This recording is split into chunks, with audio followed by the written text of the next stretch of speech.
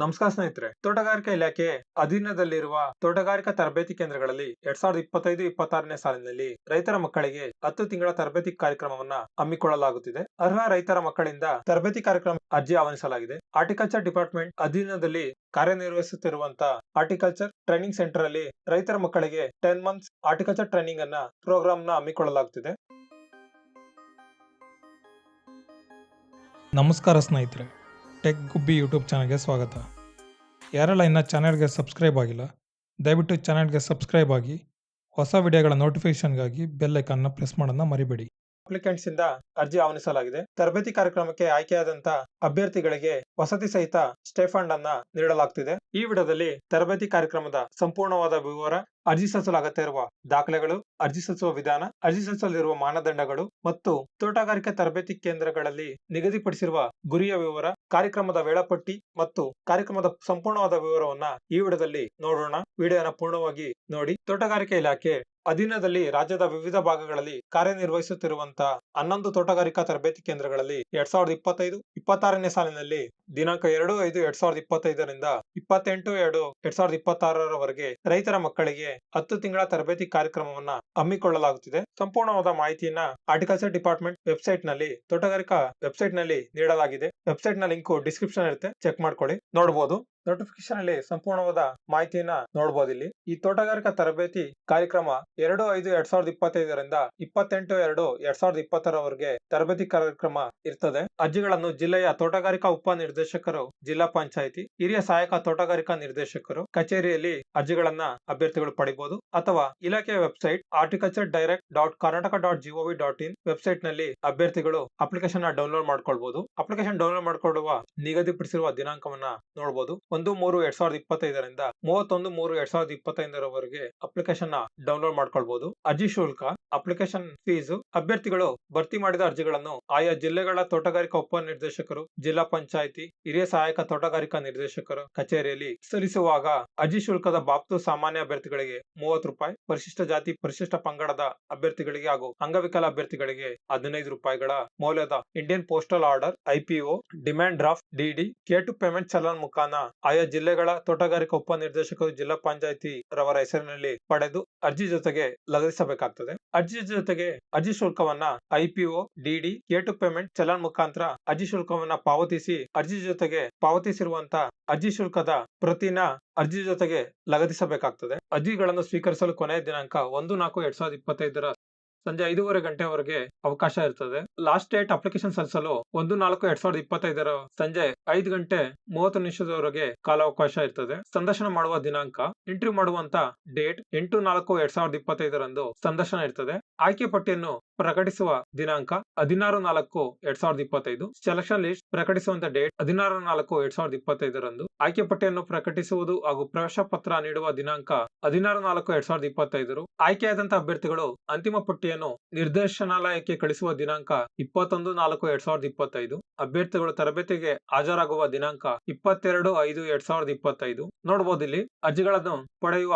ದಿನಾಂಕ ಮತ್ತು ಅರ್ಜಿಗಳನ್ನು ಸಲ್ಲಿಸಲಿರುವ ಕೊನೆಯ ದಿನಾಂಕ, ಸಂದರ್ಶನ ಮಾಡುವ ದಿನಾಂಕ, ಆಯ್ಕೆ ಪಟ್ಟಿ ಮತ್ತು ಪ್ರವೇಶ ಪತ್ರ ನೀಡುವ ದಿನಾಂಕ, ಆಯ್ಕೆಯಾದ ಅಭ್ಯರ್ಥಿಗಳ ಅಂತಿಮ ಪಟ್ಟಿಯ ದಿನಾಂಕ, ಅಭ್ಯರ್ಥಿಗಳು ತರಬೇತಿಗೆ ಹಾಜರಾಗುವ ದಿನಾಂಕದ ಸಂಪೂರ್ಣವಾದ ವೇಳಾಪಟ್ಟಿಯ ವಿವರವನ್ನ ಇಲ್ಲಿ ನೋಡಬಹುದು. ತರಬೇತಿಗೆ ಅರ್ಹತೆ: ಅಭ್ಯರ್ಥಿಗಳು ಕನಿಷ್ಠ SSLCಯಲ್ಲಿ ಉತ್ತೀರ್ಣರಾಗಿರ್ಬೇಕಾಗ್ತದೆ. ಅರ್ಜಿ ಸಲ್ಲಿಸಲು ಅಭ್ಯರ್ಥಿಗಳು ಕನಿಷ್ಠ SSLC ಪಾಸ್ ಆಗಿರ್ಬೇಕಾಗ್ತದೆ. ತರಬೇತಿ ಪ್ರವೇಶ ಬಯಸುವ ಅಭ್ಯರ್ಥಿಯು ತಂದೆ ಅಥವಾ ತಾಯಿ ಅಥವಾ ಪೋಷಕರು ಕಡ್ಡಾಯವಾಗಿ ಜಮೀನು ಹೊಂದಿರಬೇಕಾಗ್ತದೆ ಹಾಗೂ ಸ್ವಂತ ಸಾಗುವಳಿ ಮಾಡುತ್ತಿರಬೇಕು. ಈ ಬಗ್ಗೆ ಪಾಣಿಯನ್ನು ನೀಡುವುದು ಕಡ್ಡಾಯವಾಗಿರ್ತದೆ. ಅಭ್ಯರ್ಥಿಗಳು ತಂದೆ ಅಥವಾ ತಾಯಿ ಪೋಷಕರು ಕಡ್ಡಾಯವಾಗಿ ಜಮೀನು ಹೊಂದಿರಬೇಕು ಮತ್ತು ಸ್ವಂತ ಸಾಗುವಳಿ ಮಾಡುತ್ತಿರಬೇಕು.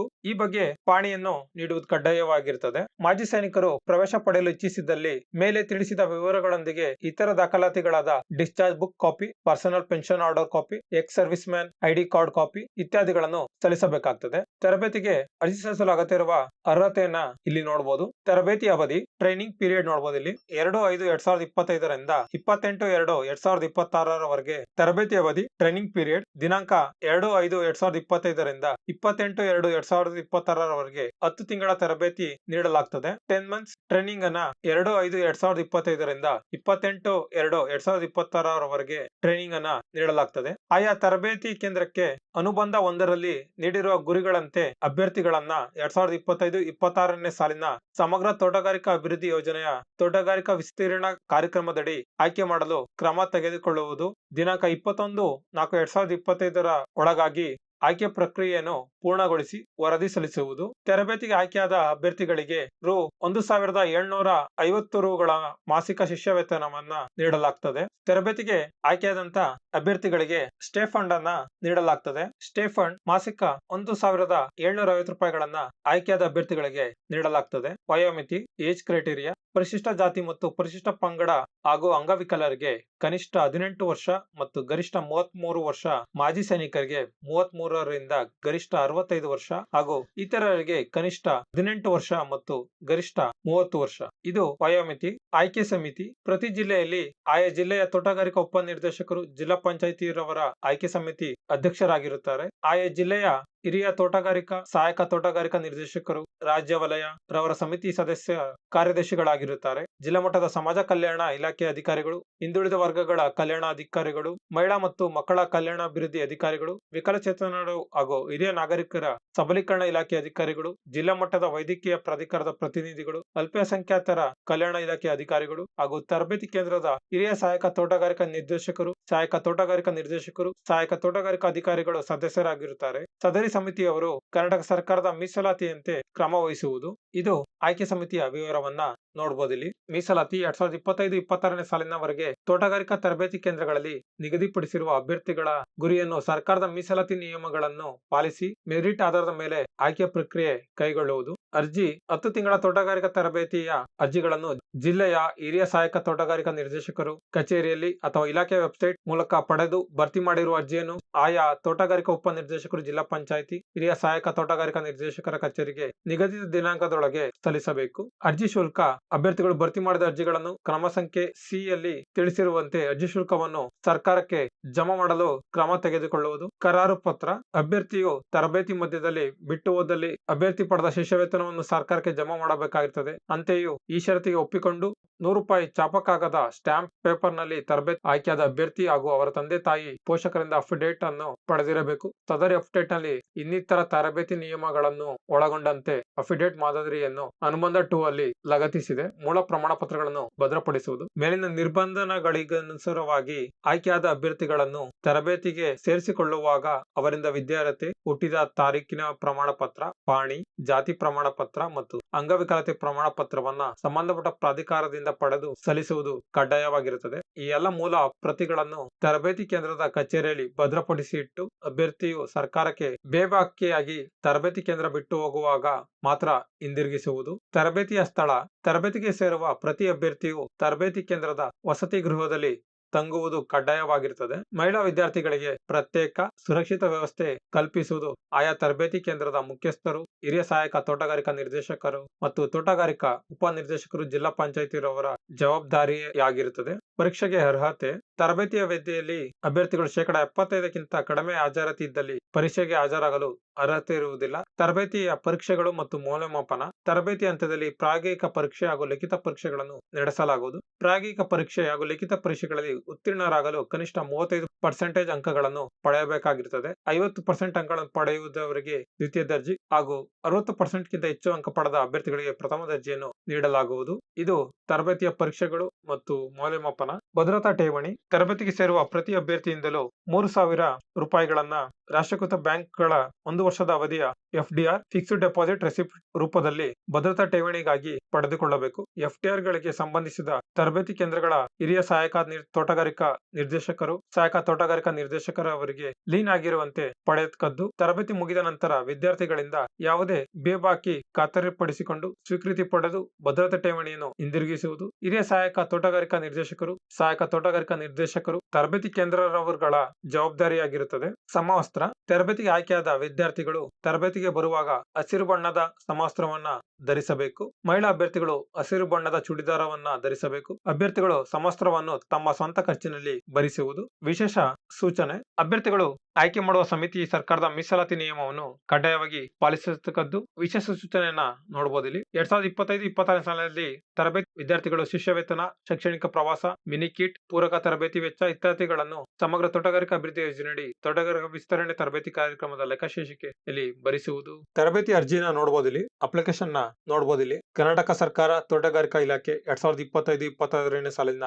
ತೋಟಗಾರಿಕಾ ತರಬೇತಿಗೆ ಅರ್ಜಿ. 2 colour passport size photo, 2 colour passport size photo ಅಗತ್ಯ ಇರ್ತದೆ ಅರ್ಜಿ ಸಲ್ಲಿಸಲು. ಅಭ್ಯರ್ಥಿ ಹೆಸರನ್ನ ಇಲ್ಲಿ ಫಿಲ್ ಮಾಡಬೇಕಾಗ್ತದೆ. ತಂದೆ ಹೆಸರನ್ನ ಫಿಲ್ ಮಾಡಬೇಕಾಗ್ತದೆ. ತಂದೆ ಇಲ್ಲದಿದ್ದಲ್ಲಿ ತಾಯಿ ಅಥವಾ ಪೋಷಕರ ಹೆಸರನ್ನ ಇಲ್ಲಿ ಫಿಲ್ ಮಾಡಬೇಕಾಗ್ತದೆ. ವರ್ಗ: ಪರಿಶಿಷ್ಟ ಜಾತಿ, ಪರಿಶಿಷ್ಟ ಪಂಗಡ, ಅಂಗವಿಕಲು, ಸಾಮಾನ್ಯ, ಇತರೆ. ವರ್ಗಕ್ಕೆ ಅನುಗುಣವಾಗಿ ವರ್ಗನ ಇಲ್ಲಿ ಫಿಲ್ ಮಾಡಬೇಕಾಗ್ತದೆ. ಲಿಂಗ: ಹೆಣ್ಣು ಅಥವಾ ಗಂಡು. ಅಭ್ಯರ್ಥಿಯ ಕಾಯಂ ಅಂಚೆ ವಿಳಾಸ, ಮೊಬೈಲ್ ನಂಬರ್. ಅಭ್ಯರ್ಥಿಯ ಕಾಯಂ ಅಂಚೆ ವಿಳಾಸನ ಫಿಲ್ ಮಾಡಬೇಕಾಗ್ತದೆ, ಮೊಬೈಲ್ ನಂಬರ್ ಸಹಿತ. ಆಧಾರ್ ಕಾರ್ಡ್ ಪ್ರತಿಯನ್ನು ಲಗತ್ತಿಸುವುದು. ಆಧಾರ್ ಕಾರ್ಡ್ ನಂಬರ್ನ ಇಲ್ಲಿ ಫಿಲ್ ಮಾಡಬೇಕಾಗ್ತದೆ. ಮತ್ತೆ ಆಧಾರ್ ಕಾರ್ಡ್ ಪ್ರತಿನ ಅರ್ಜಿಯ ಜೊತೆ ಲಗತ್ತಿಸಬೇಕಾಗ್ತದೆ. ಹುಟ್ಟಿದ ದಿನಾಂಕ ಮತ್ತು ವಯಸ್ಸನ್ನ ಇಲ್ಲಿ ಫಿಲ್ ಮಾಡಬೇಕಾಗ್ತದೆ. SLC ಪರೀಕ್ಷೆಯಲ್ಲಿ ಪಡೆದ ಅಂಕಗಳ ವಿವರವನ್ನ ಇಲ್ಲಿ ಫಿಲ್ ಮಾಡಬೇಕಾಗ್ತದೆ. ಒಟ್ಟು ಅಂಕ, ತೇರ್ಗಡೆ ಆಗಿರುವ ಪಡೆದ ಅಂಕ. ಅಭ್ಯರ್ಥಿಯು ಅಂಗಪಟ್ಟಿಯನ್ನ ಲಗತ್ತಿಸಬೇಕಾಗ್ತದೆ. ಅಪ್ಲಿಕೇಶನ್ ಜೊತೆಗೆ SLC ಮಾರ್ಕ್ಸ್ ಕಾರ್ಡ್ ನ ಲಗತ್ತಿಸಬೇಕಾಗ್ತದೆ. ಅಭ್ಯರ್ಥಿಯ ತಂದೆ ಅಥವಾ ತಾಯಿ ಅಥವಾ ಪೋಷಕರು ಜಮೀನಿನ ವಿವರ, ಪಾಣಿ, RTCಯನ್ನ ನೀಡುವುದು.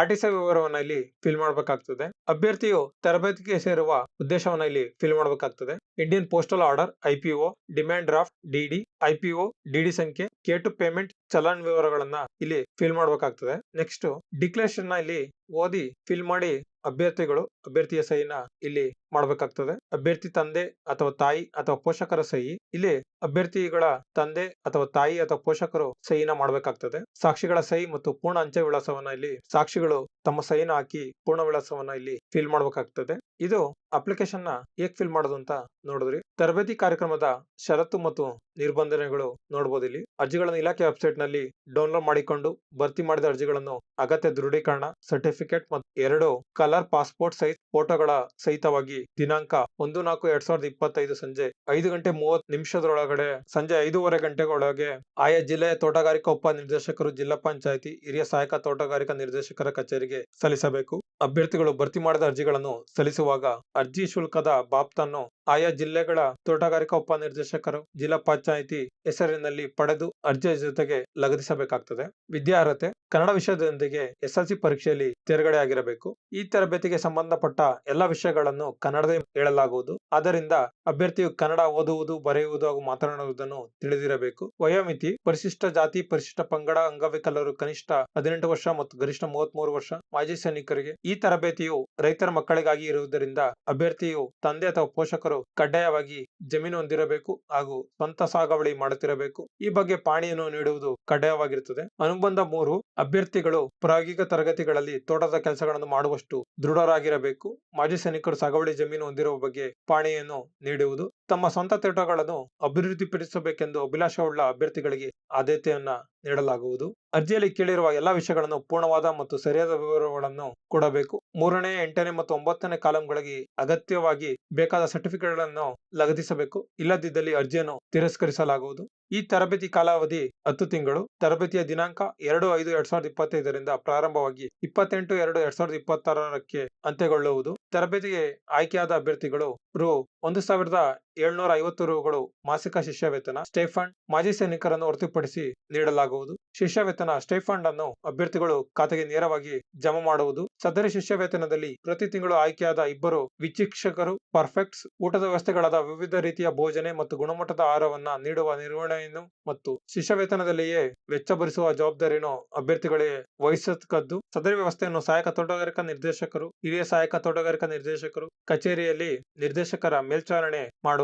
ತರಬೇತಿ ಪರೀಕ್ಷೆಯ ಮತ್ತು ಮೌಲ್ಯಮಾಪನ: ತರಬೇತಿ ಹಂತದಲ್ಲಿ ಪ್ರಾಯೋಗಿಕ ಪರೀಕ್ಷೆ, ಪ್ರಾಕ್ಟಿಕಲ್ ಎಕ್ಸಾಮ್ ಇರ್ತದೆ ಮತ್ತು ಲಿಖಿತ ಪರೀಕ್ಷೆಗಳನ್ನ ನಡೆಸಲಾಗುವುದು. ಥಿಯರಿ ಎಕ್ಸಾಮ್ ನ ನಡೆಸಲಾಗ್ತದೆ. ಪ್ರಾಯೋಗಿಕ ಪರೀಕ್ಷೆ ಹಾಗೂ ಲಿಖಿತ ಪರೀಕ್ಷೆಗಳಲ್ಲಿ ಉತ್ತೀರ್ಣರಾಗಲು ಕನಿಷ್ಠ 35% ಅಂಕಗಳನ್ನು ಪಡೆಯಬೇಕಾಗಿರ್ತದೆ. ಎಕ್ಸಾಮ್ ಪಾಸ್ ಆಗಲು 35% ಅಂಕಗಳನ್ನ ಪಡೆಯಬೇಕಾಗಿರ್ತದೆ. 50% ಅಂಕಗಳನ್ನು ಪಡೆದವರಿಗೆ ದ್ವಿತೀಯ ದರ್ಜೆ ಹಾಗೂ 60% ಗಿಂತ ಹೆಚ್ಚಿನ ಅಂಕ ಪಡೆದ ಅಭ್ಯರ್ಥಿಗಳಿಗೆ ಪ್ರಥಮ ದರ್ಜೆಯನ್ನ ನೀಡಲಾಗುವುದು. ಪ್ರತಿ ವಿದ್ಯಾರ್ಥಿಯು ತಮ್ಮ ಸ್ವಂತ ಖರ್ಚಿನಲ್ಲಿ ಹಸಿರು ಬಣ್ಣದ ಸಮವಸ್ತ್ರಗಳನ್ನು ಹೊಲಿಸಿಕೊಂಡು ತರಬೇತಿ ಸಮಯದಲ್ಲಿ ಕಡ್ಡಾಯವಾಗಿ ಧರಿಸಿಕೊಳ್ಳಬೇಕು. ತರಬೇತಿ ಸಮಯದಲ್ಲಿ ಆಯ್ಕೆಯಾದಂತಹ ವಿದ್ಯಾರ್ಥಿ ಪಾಲಿಸಬೇಕಾದಂತಹ ನಿಯಮಗಳ ಪೂರ್ಣವಾದ ವಿವರವನ್ನ ಇಲ್ಲಿ ನೋಡಬಹುದು. ತೋಟಗಾರಿಕಾ ತರಬೇತಿ ಕೇಂದ್ರಗಳಲ್ಲಿನ ವಿದ್ಯಾರ್ಥಿ ನಿಲಯದ ನಿಯಮಗಳನ್ನ ಇಲ್ಲಿ ನೋಡಬಹುದು. ತೋಟಗಾರಿಕಾ ತರಬೇತಿ ಕೇಂದ್ರದಲ್ಲಿ ವಿದ್ಯಾರ್ಥಿ ನಿಲಯವನ್ನು ತೋಟಗಾರಿಕಾ ತರಬೇತಿ ವಿದ್ಯಾರ್ಥಿಗಳ ಊಟ ಮತ್ತು ವ್ಯವಸ್ಥೆಗಳಿಗಾಗಿ ತೆರೆಯಲಾಗಿದೆ. ಈ ವಿದ್ಯಾರ್ಥಿ ನಿಲಯದ ಪೂರ್ಣ ನಿರ್ವಹಣೆ ಹಿರಿಯ ಸಹಾಯಕ ತೋಟಗಾರಿಕಾ ನಿರ್ದೇಶಕರು, ಸಹಾಯಕ ತೋಟಗಾರಿಕಾ ನಿರ್ದೇಶಕರು, ತರಬೇತಿ ಕೇಂದ್ರ ಇವರಿಗೆ ಸೇರಿದ್ದು, ವಸತಿ ಗೃಹದಲ್ಲಿ ಸ್ಥಳಗಳನ್ನು ಹಂಚುವ ಹಕ್ಕನ್ನು ಹಿರಿಯ ಸಹಾಯಕ ತೋಟಗಾರಿಕಾ ನಿರ್ದೇಶಕರು, ಸಹಾಯಕ ತೋಟಗಾರಿಕಾ ನಿರ್ದೇಶಕರು ಇವರಿಗೆ ಕಾಯ್ದಿರಿಸಲಾಗಿದೆ ಮತ್ತು ಯಾವ ವಿದ್ಯಾರ್ಥಿನಿಯು ಅನುಮತಿ ಇಲ್ಲದೆ ಹಂಚಿಕೆ ಮಾಡಿದ ಸ್ಥಳವನ್ನಾಗಲಿ ವಸತಿಯನ್ನಾಗಲಿ ಬದಲಾಯಿಸಲು ಅವಕಾಶ ಇರುವುದಿಲ್ಲ. ಊಟಕ್ಕೆ ನಿಗದಿತವಾದ ವೇಳೆಯನ್ನು ಎಲ್ಲಾ ವಿದ್ಯಾರ್ಥಿಗಳು ಕಟ್ಟುನಿಟ್ಟಾಗಿ ಅನುಸರಿಸಬೇಕು. ಪ್ರತಿ ಅಭ್ಯರ್ಥಿಯು 3,000ಗಳನ್ನ ಮುಂಗಡವಾಗಿ FDR ಫಿಕ್ಸ್ಡ್ ಡೆಪಾಸಿಟ್ ರೆಸಿಪ್ಟ್ ರೂಪದಲ್ಲಿ ಭದ್ರತಾ ಠೇವಣಿಯಾಗಿ ಕಟ್ಟಬೇಕು. ತರಬೇತಿ ಮುಗಿದ ನಂತರ ಇದನ್ನು ಹಿಂದಿರುಗಿಸಲಾಗುವುದು. ಪ್ರತಿ ಅಭ್ಯರ್ಥಿಯು ತಮ್ಮ ವಸತಿ ಗೃಹವನ್ನು ಸದಾ ನಿರ್ಮಲವಾಗಿ ಚೊಕ್ಕಟವಾಗಿ ಇಟ್ಟುಕೊಳ್ಳಬೇಕು. ಯಾವ ವಿದ್ಯಾರ್ಥಿನಿಯು ತರಬೇತಿ ಅವಧಿಯಲ್ಲಿ ವಿದ್ಯಾರ್ಥಿ ನಿಲಯದಿಂದ ಹೊರಗೆ ವಾಸಿಸಲು ಅವಕಾಶ ಇರುವುದಿಲ್ಲ. ಮಾಜಿ ಸೈನಿಕರನ್ನು ಹೊರತುಪಡಿಸಿ ವಿದ್ಯಾರ್ಥಿಗಳು ಎಲ್ಲ ಅಧಿಕಾರಿ ಸಿಬ್ಬಂದಿ ವರ್ಗದವರಲ್ಲಿಯೂ ವಿನಯವಾಗಿ ನಡೆದುಕೊಳ್ಳಬೇಕು. ಪ್ರತಿಯೊಬ್ಬ ವಿದ್ಯಾರ್ಥಿಯು ತನ್ನ ದಿನಚರಿ ಪುಸ್ತಕವನ್ನ ಇಟ್ಟುಕೊಳ್ಳಬೇಕು. ದಿನಚರಿ ಪುಸ್ತಕವನ್ನ ಪ್ರತಿನಿತ್ಯ ಬರೆದು ಪ್ರತಿ ತಿಂಗಳು ಹಿರಿಯ ಸಹಾಯಕ ತೋಟಗಾರಿಕಾ ನಿರ್ದೇಶಕರು, ಸಹಾಯಕ ತೋಟಗಾರಿಕಾ ನಿರ್ದೇಶಕರ ತರಬೇತಿ ಕೇಂದ್ರ ಇವರ ಸಹಿಯನ್ನು ಪಡೆಯಬೇಕು. ವಸತಿ ಸೌಕರ್ಯವನ್ನ ಹೊರತುಪಡಿಸಿ ಪ್ರತಿ ತಿಂಗಳು ಊಟಕ್ಕೆ ತಗಲುವ ವೆಚ್ಚವನ್ನು ಪ್ರತಿ ಮಾಯ ಶಿಷ್ಯ ವೇತನದಲ್ಲಿ ಭರಿಸಲಾಗುವುದು. ಯಾವ ವಿದ್ಯಾರ್ಥಿಯು ರಾತ್ರಿ 7 ಗಂಟೆಯ ನಂತರ ವಿದ್ಯಾರ್ಥಿ ನಿಲಯದಿಂದ ಹೊರಗಡೆ ಇರಲು ಅವಕಾಶ ಇರುವುದಿಲ್ಲ. ಇತರ ನಿಯಮಗಳನ್ನ ಇಲ್ಲಿ ನೋಡಬಹುದು. ಅಭ್ಯರ್ಥಿಗಳು ನಿಯಮಗಳನ್ನ ಓದಿದ ನಂತರ ಅಭ್ಯರ್ಥಿಗಳು ಸಹಿ ಹಾಕಿ ಮತ್ತು ಅಭ್ಯರ್ಥಿಗಳ ಪೋಷಕರು, ತಂದೆ ತಾಯಿ ಸಹಿ ಹಾಕಿ ಅರ್ಜಿ ಜೊತೆ ಸಲ್ಲಿಸಬೇಕಾಗ್ತದೆ. ಅನುಬಂಧ 2 ಸ್ವಯಂ ಘೋಷಣೆ ಪತ್ರವನ್ನು ನೋಡಬಹುದು. ಹಿಡುವಳಿ ದೃಢೀಕರಣ ಪತ್ರ ಈ ಎಲ್ಲಾ ಪ್ರಮಾಣ ಪತ್ರಗಳಿಗೆ ಅನುಗುಣವಾಗಿ ಅಧಿಕಾರಿಗಳು ಮತ್ತು ಇಲಾಖೆಯಿಂದ ಸೀಲು ಮತ್ತು ಸಹಿಯನ್ನ ಪಡೆದು ಅರ್ಜಿಗಳ ಜೊತೆಗೆ ಲಗತ್ತಿಸಿ ಸಲ್ಲಿಸಬೇಕಾಗ್ತದೆ. 2025-26ನೇ ಸಾಲಿನಿಗೆ 10 ತಿಂಗಳ ತೋಟಗಾರಿಕಾ ತರಬೇತಿ ಕೇಂದ್ರಕ್ಕೆ ನಿಗದಿಪಡಿಸಿರುವ ಅಭ್ಯರ್ಥಿಗಳ ಗುರಿಯ ವಿವರವನ್ನ ಇಲ್ಲಿ ನೋಡಬಹುದು. ಕ್ರಮ ಸಂಖ್ಯೆ, ವಿಭಾಗ, ತೋಟಗಾರಿಕಾ ತರಬೇತಿ ಕೇಂದ್ರದ ಹೆಸರು, ಜಿಲ್ಲೆ, ಗುರಿ. ಬೆಂಗಳೂರು ವಿಭಾಗ ತೋಟಗಾರಿಕಾ ತರಬೇತಿ ಕೇಂದ್ರ, ಲಾಲ್ಬಾಗ್, ಬೆಂಗಳೂರು. ಜಿಲ್ಲೆ ಬೆಂಗಳೂರು ಗ್ರಾಮಾಂತರ. ಗುರಿ 7 ಅಭ್ಯರ್ಥಿಗಳು. ರಾಮನಗರ ಜಿಲ್ಲೆ 7 ಅಭ್ಯರ್ಥಿಗಳು. ಬೆಂಗಳೂರು ನಗರ ಜಿಲ್ಲೆ 4 ಅಭ್ಯರ್ಥಿಗಳು. ಕೋಲಾರ ಜಿಲ್ಲೆ 10 ಅಭ್ಯರ್ಥಿಗಳು. ಚಿಕ್ಕಬಳ್ಳಾಪುರ ಜಿಲ್ಲೆ 10 ಅಭ್ಯರ್ಥಿಗಳು. ತುಮಕೂರು ಜಿಲ್ಲೆ 12 ಅಭ್ಯರ್ಥಿಗಳು. ಒಟ್ಟು 50 ಅಭ್ಯರ್ಥಿಗಳು. ಬೆಂಗಳೂರು ವಿಭಾಗದ ತರಬೇತಿ ಕೇಂದ್ರದ ಗುರಿ. ಬೆಂಗಳೂರು ವಿಭಾಗ ಐನಹಳ್ಳಿ ಚಿತ್ರದುರ್ಗ ಜಿಲ್ಲೆ ತರಬೇತಿ ಕೇಂದ್ರದ ಹೆಸರು. ಜಿಲ್ಲೆ ಚಿತ್ರದುರ್ಗ ಜಿಲ್ಲೆ 15 ಅಭ್ಯರ್ಥಿಗಳು. ದಾವಣಗೆರೆ ಜಿಲ್ಲೆ 15 ಅಭ್ಯರ್ಥಿಗಳು. ಮೈಸೂರು ವಿಭಾಗ ಸೋಮನಹಳ್ಳಿ ಕಾವಲು ಹಾಸನ ಜಿಲ್ಲೆ ತರಬೇತಿ ಕೇಂದ್ರ. ಮಂಡ್ಯ ಜಿಲ್ಲೆ 13 ಅಭ್ಯರ್ಥಿಗಳು. ಕೊಡಗು ಜಿಲ್ಲೆ 7 ಅಭ್ಯರ್ಥಿಗಳು. ಹಾಸನ ಜಿಲ್ಲೆ 14 ಅಭ್ಯರ್ಥಿಗಳು. ಒಟ್ಟು 34 ಅಭ್ಯರ್ಥಿಗಳು ಮೈಸೂರು ವಿಭಾಗದಿಂದ. ಮೈಸೂರು, ಬಿಜುವಳ್ಳಿ, ಮೂಡಿಗೆರೆ, ಚಿಕ್ಕಮಗಳೂರು ಜಿಲ್ಲೆ ತರಬೇತಿ ಕೇಂದ್ರ. ಚಿಕ್ಕಮಗಳೂರು ಜಿಲ್ಲೆ 10 ಅಭ್ಯರ್ಥಿಗಳು. ದಕ್ಷಿಣ ಕನ್ನಡ ಜಿಲ್ಲೆ 8 ಅಭ್ಯರ್ಥಿಗಳು. ಉಡುಪಿ ಜಿಲ್ಲೆ 7 ಅಭ್ಯರ್ಥಿಗಳು. ಒಟ್ಟು 25 ಅಭ್ಯರ್ಥಿಗಳು ಮೈಸೂರು ವಿಭಾಗ ಮೂಡಿಗೆರೆ ಚಿಕ್ಕಮಗಳೂರು ತೋಟಗಾರಿಕಾ ತರಬೇತಿ ಕೇಂದ್ರಕ್ಕೆ. ಬೆಳಗಾವಿ ವಿಭಾಗ ಹೊಸೂರು ಸಿದ್ದಾಪುರ ಉತ್ತರ ಕನ್ನಡ ತರಬೇತಿ ಕೇಂದ್ರ. ಉತ್ತರ ಕನ್ನಡ ಜಿಲ್ಲೆ 17 ಅಭ್ಯರ್ಥಿಗಳು. ಶಿವಮೊಗ್ಗ ಜಿಲ್ಲೆ 18 ಅಭ್ಯರ್ಥಿಗಳು. ಒಟ್ಟು 35 ಅಭ್ಯರ್ಥಿಗಳು. ಕಲಬುರಗಿ ವಿಭಾಗ ಮಾಲವಿ ವಿಜಯನಗರ ಜಿಲ್ಲೆ ತೋಟಗಾರಿಕಾ ತರಬೇತಿ ಕೇಂದ್ರ. ಬಳ್ಳಾರಿ ಜಿಲ್ಲೆ 24 ಅಭ್ಯರ್ಥಿಗಳು. ವಿಜಯನಗರ ಜಿಲ್ಲೆ 24. ಒಟ್ಟು 48 ಅಭ್ಯರ್ಥಿಗಳು ಕಲಬುರಗಿ ವಿಭಾಗದಿಂದ. ಕಲಬುರಗಿ ವಿಭಾಗ ಚಂದ್ರಂಪಳ್ಳಿ ಕಲಬುರಗಿ ಜಿಲ್ಲೆ ತೋಟಗಾರಿಕಾ ತರಬೇತಿ ಕೇಂದ್ರ. ಬೀದರ್ ಜಿಲ್ಲೆ 16 ಅಭ್ಯರ್ಥಿಗಳು. ಕಲಬುರಗಿ ಜಿಲ್ಲೆ 15 ಅಭ್ಯರ್ಥಿಗಳು. ಯಾದಗಿರಿ ಜಿಲ್ಲೆ 17 ಅಭ್ಯರ್ಥಿಗಳು. ಒಟ್ಟು 48 ಅಭ್ಯರ್ಥಿಗಳು ಕಲಬುರಗಿ ವಿಭಾಗದಿಂದ. ಬೆಳಗಾವಿ ಇಡ್ಕಲ್ ಡ್ಯಾಂ ಬೆಳಗಾಂ ಜಿಲ್ಲೆ ತೋಟಗಾರಿಕಾ ತರಬೇತಿ ಕೇಂದ್ರಕ್ಕೆ ಬೆಳಗಾವಿ ಜಿಲ್ಲೆಯಿಂದ 16 ಅಭ್ಯರ್ಥಿಗಳು. ವಿಜಯಪುರ 17 ಅಭ್ಯರ್ಥಿಗಳು. ಬಾಗಲಕೋಟೆ 15 ಅಭ್ಯರ್ಥಿಗಳು. ಒಟ್ಟು 48 ಅಭ್ಯರ್ಥಿಗಳು ಬೆಳಗಾವಿ ವಿಭಾಗಕ್ಕೆ. ಬೆಳಗಾವಿ ವಿಭಾಗ ಗದಗ ಜಿಲ್ಲೆ ತೋಟಗಾರಿಕಾ ತರಬೇತಿ ಕೇಂದ್ರ. ಗದಗ ಜಿಲ್ಲೆ 17 ಅಭ್ಯರ್ಥಿಗಳು. ಹಾವೇರಿ ಜಿಲ್ಲೆ 16 ಅಭ್ಯರ್ಥಿಗಳು. ಧಾರವಾಡ ಜಿಲ್ಲೆ 15 ಅಭ್ಯರ್ಥಿಗಳು. ಒಟ್ಟು 48 ಅಭ್ಯರ್ಥಿಗಳು ಬೆಳಗಾವಿ ವಿಭಾಗ. ಮೈಸೂರು ರಂಗಸಮುದ್ರ ಮೈಸೂರು ಜಿಲ್ಲೆ ತೋಟಗಾರಿಕಾ ತರಬೇತಿ ಕೇಂದ್ರ. ಮೈಸೂರು ಜಿಲ್ಲೆ 13 ಅಭ್ಯರ್ಥಿಗಳು, ಚಾಮರಾಜನಗರ ಜಿಲ್ಲೆ 13 ಅಭ್ಯರ್ಥಿಗಳು, ಒಟ್ಟು 26 ಅಭ್ಯರ್ಥಿಗಳು. ಕಲಬುರಗಿ ವಿಭಾಗ, ಮುನಿರಾಬಾದ್, ಕೊಪ್ಪಳ ಜಿಲ್ಲೆ ತೋಟಗಾರಿಕಾ ತರಬೇತಿ ಕೇಂದ್ರ. ಕೊಪ್ಪಳ ಜಿಲ್ಲೆ 20 ಅಭ್ಯರ್ಥಿಗಳು, ರಾಯಚೂರು 20 ಅಭ್ಯರ್ಥಿಗಳು, ಒಟ್ಟು 40 ಅಭ್ಯರ್ಥಿಗಳು. ಕಲಬುರಗಿ ವಿಭಾಗ ಒಟ್ಟು 432 ಅಭ್ಯರ್ಥಿಗಳು.